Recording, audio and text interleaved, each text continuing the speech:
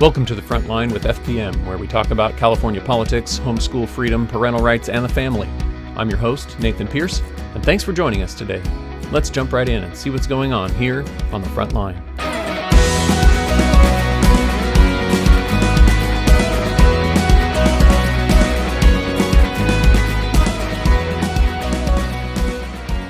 Hi, folks. Thank you for joining us today for the Frontline. I am grateful to be joined today by Dr. Brian Ray. He is the president of the National Home Education Research Institute. You know, if you've been around, you know that we've had him on before, and he is very knowledgeable. Thank you for joining us today, Brian. You're welcome, Nathan. Good to be here.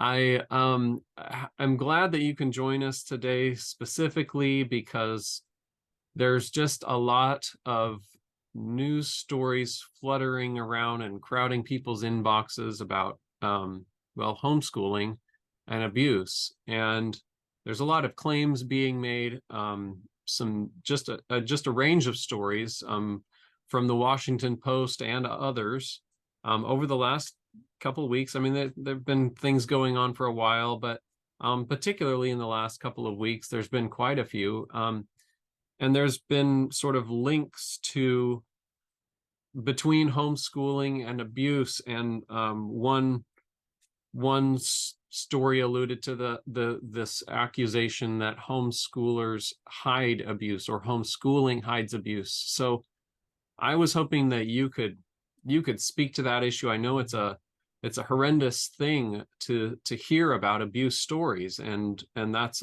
terrible. But I want to deal in facts here, and so I was hoping that you could shed some light on this from your perspective. You've done a lot of research in this area, so help us to navigate this, help us to understand this. Okay, Nathan.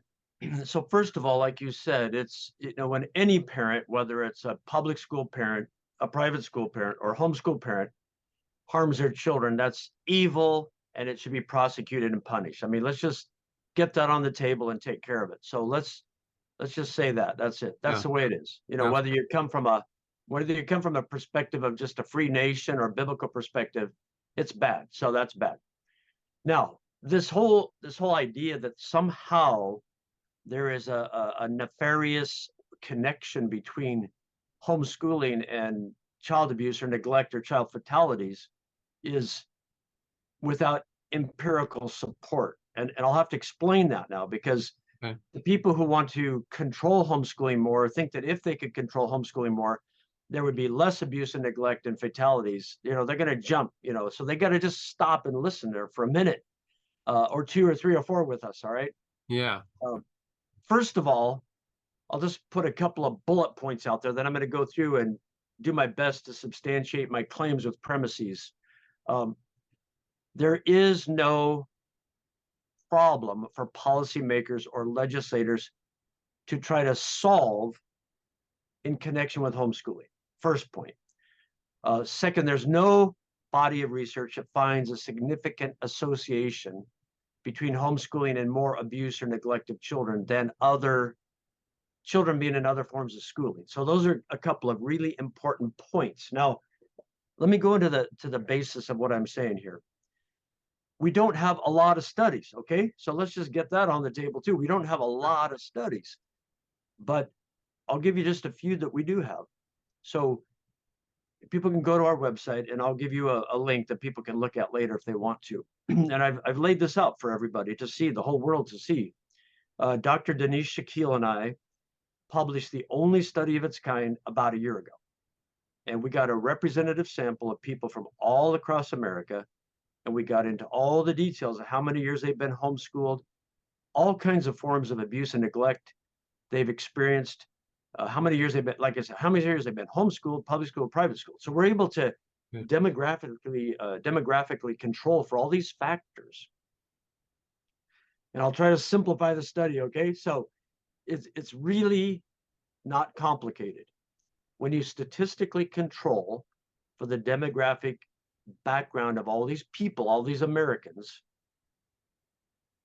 you find no significant difference between those who are homeschooled and those who went to conventional institutional schools in terms of amount of abuse and neglect they experienced, period.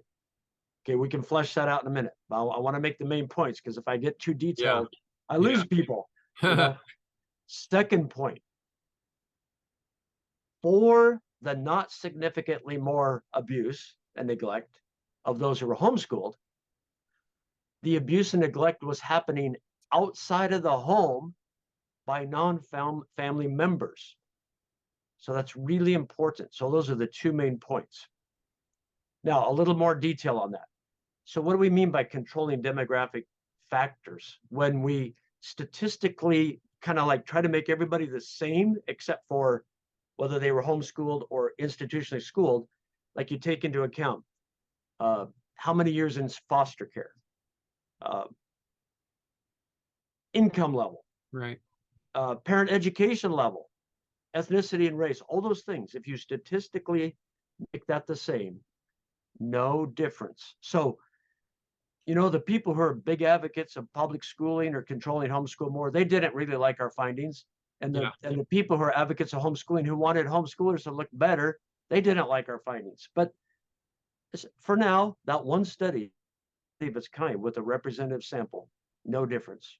And then for that which was happening to those who were homeschooled outside the home by non-family members. Okay, so that is the most dependable study of its kind right now.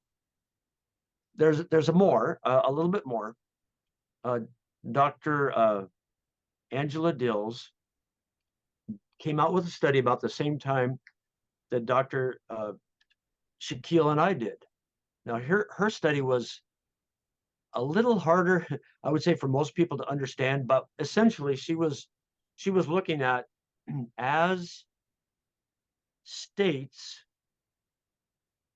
governments and laws allowed more freedom to homeschool.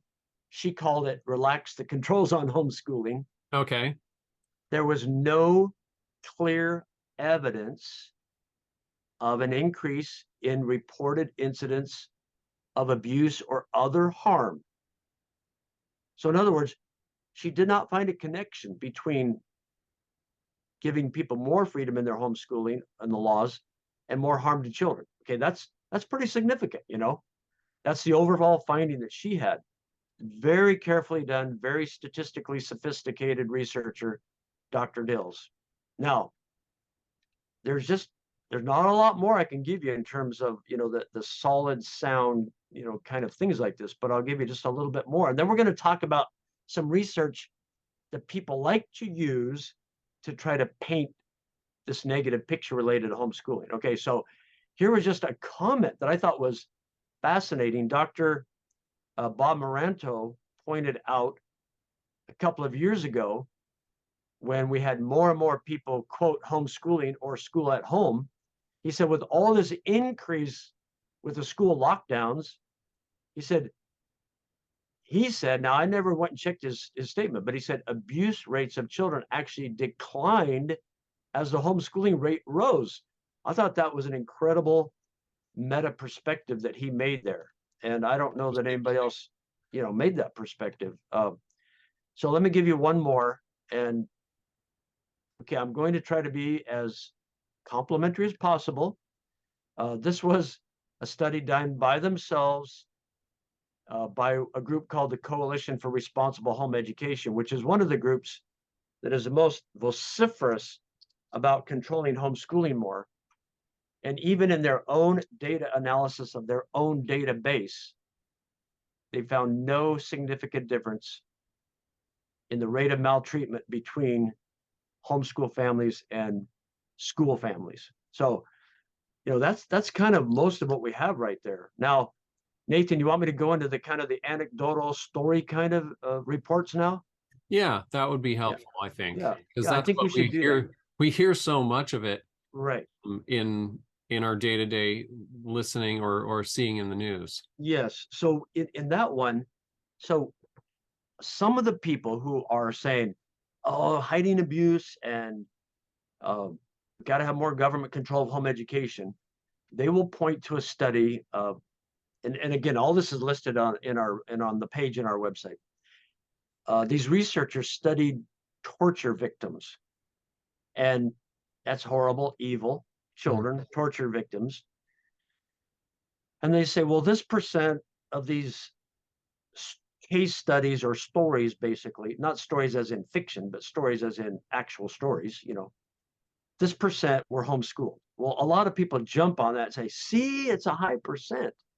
But that's not at all how the study was designed. So it should never be interpreted that way, even though evil things are being done by public school and homeschool and I don't even know, private school families. Okay, so that study should not be used that way or reported that way. In another situation, there was one state, I don't want to give them a bunch of PR, but you can go to our website. And they said, well, there have been some reports that people are pulling their children out to homeschool or claiming they're homeschool. And we want to know, what percent of these families have been reported to children's services.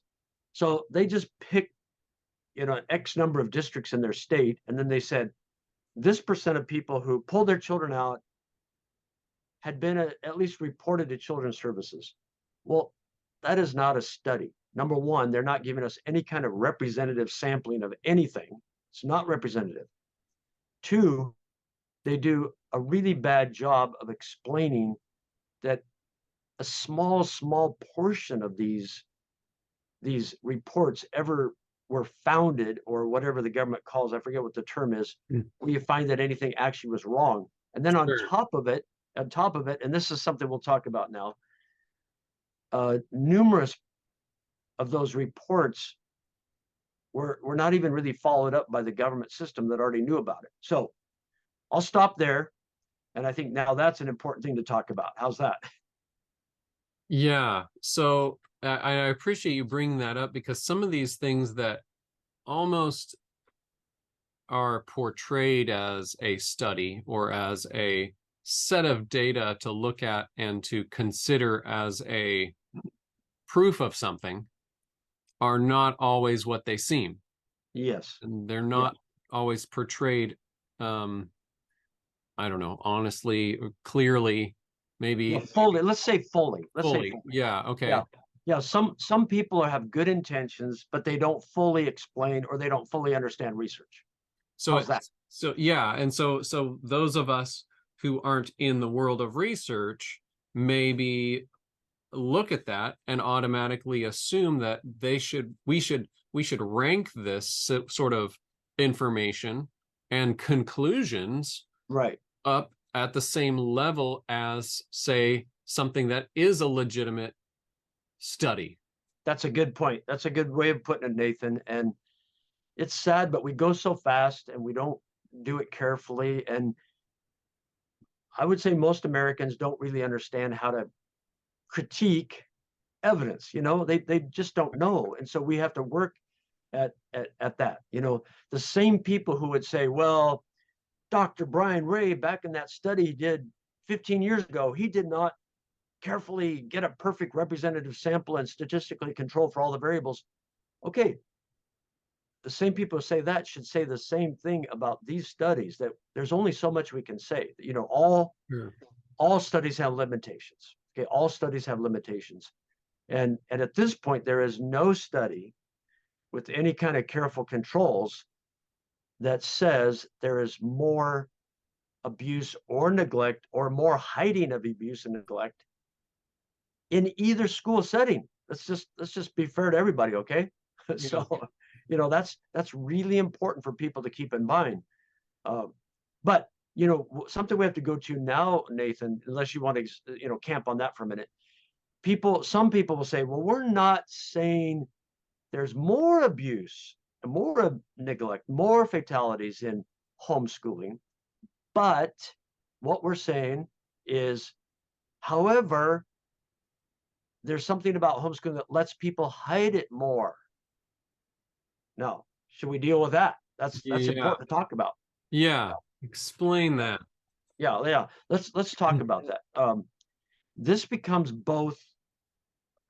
This becomes really important both from a research perspective, empirical, but it also is a very much philosophical / political / your understanding of what a free society is conversation. Okay, Okay. so Yeah. it's both of these. From a research evidence perspective, we don't have that you cannot say, oh, there's evidence out there that homeschoolers more than other people somehow use what they're doing to hide abuse. That does not exist. That does not exist. How could even that kind of a statement be made without, I mean, I don't understand how would somebody would prove that. Yeah, Just I'm not anecdotal, sure right? either. It But would just have to be somebody's sort of theory with maybe anecdotal, I don't know. probably. I mean, I would say that there's a counter evidence or counter argument to that, and this is something I did want to talk about, is that people who want to do evil things to their children, and this is really hard to kind of talk about or admit, they find ways to hide it and do it. Okay, they do. It's horrible and it's Yeah, sad. it Um, is. yeah, we have story after story after story, as in real cases of public school parents who do this, Right, private school parents who do this. And remember, these people are, their children are around schools and quote mandatory reporters, and yet they still do it and right, somehow get away with it until the children are very harmed or dead. And so that's happening all the time. On top of that, let's talk about this. Public schools have, I don't know, I don't want to exaggerate, dozens, maybe hundreds of laws that control them and regulate them. And yet we have news story after news story after news story of public school employees who abuse or sexually maltreat or otherwise harm children in those schools or children who go to those schools right, over and over and over. So the point is, couple of points. One, bad people do evil things and they hide it. Okay. right. Two, all these rules, all these laws that will punish you if you do something evil are not stopping this part of the nature of humans. It's Right, not right. stopping it. And we're seeing borne out in your study, for example, that there are evil people that do bad things to children outside of uh, children that are not their children. Uh, Yes, and yes. and that includes homeschooled children. As you mentioned, your study, maybe you could clarify this for me, but I believe you said that homeschooled children, um, there's not a significant difference between the amount to which they are um, uh, abused Yep. when compared to public school students, but they are not, that abuse is not as likely to happen in the home. Yeah, that's close to a way to say it. So Okay. for the abuse and neglect that is happening Uh-huh. to those who were homeschooled, which is not more than was happening to the institution of school, the significant place is outside the home and the significant perpetrator is outside the family. That's pretty Okay. big. That's a pretty big Yeah, finding. that Yeah. is that is significant, and it's significant because it's kind of showing that if you've got an issue, if you're trying to find a problem to solve, as a legislator, if Yeah. you're trying to find a problem to solve, looking at this study, which Yeah. is a study, it's not just a collection of news stories. Yes. Um, Looking at this study, the problem to solve isn't really in the home, Right. it's outside the home, and Yeah. it's And it's it's not homeschool. It's not and it's homeschool not families. homeschool It's families. not Yeah. homeschool families. So let me just say a little bit more. Now these we don't have. Now this is a whole another issue. Uh, we don't have a lot of fresh information on this, but going back almost 20 years, Hmm. Dr. Cheryl Shakeshaft summarized research up to that point, and she said that probably about 10% of all public school students, think of this, this is pretty interesting, by the time they graduate will have been sexually maltreated by public school employees. That's huge, Nathan. Yeah. That's today, that's about 5 million school children. Now, I'm not trying to be, inflammatory. One of my points here is this. All these laws and all these rules and the mandatory reporting stuff that we have with public schools, and all of that is still happening. Yeah. That's part of what I'm trying to get across here. Yeah. Now let's look at this a little more carefully in terms like philosophically, because people say, well, all right, maybe the research does not show any higher or lower rate for the homeschooled, but we're still thinking that maybe if we had more government rules and controls on homeschoolers, maybe a few of these very small incident, bad, evil things would not happen. Okay. Well, we could say maybe. However, there's a big however. Yeah. This is the United States of America, and we do not discriminate with classes of people and say, well, if you fit this group that we think maybe is statistically related to something, maybe now we're going to put extra laws on you to try to catch you or stop you before you maybe do something evil.